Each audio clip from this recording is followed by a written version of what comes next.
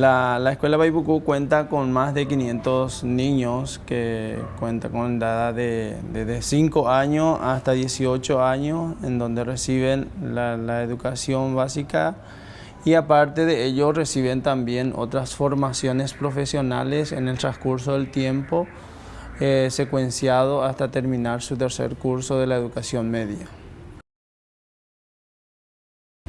Está en el Chaco paraguayo, a 156 kilómetros sobre la ruta Transchaco. Como el Chaco paraguayo es una tierra muy grande en donde los chicos no tienen posibilidades de asistir a diario a clase, entonces Paipucú le brinda esta posibilidad para poder recibir la educación.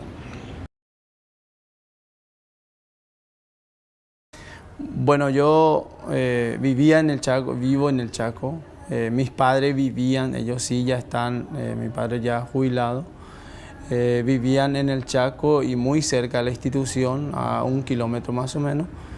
Y por ende yo podía ir y venir a diario a mi casa hasta el 6º grado. Y después, a partir del 7º grado, primer curso en esa época, tenía que ya internarme en la institución por lo que ya comentaba, las formaciones profesionales recibían durante el día y durante la noche el colegio. Entonces era como un requerimiento de que sí o sí tenía que pasar por esa etapa, digamos. El impacto en mí de todo lo que me dio Paipucú fue muy grande. En el hecho mismo de que cuando salí de ahí tuve que poner en práctica todas las pequeñas profesiones que me dio. Sí, definitivamente Paipucú es nuestra casa, nuestra casa. Yo considero mi casa, inclusive era un sueño, de hecho, volver ahí a estar de nuevo ahí.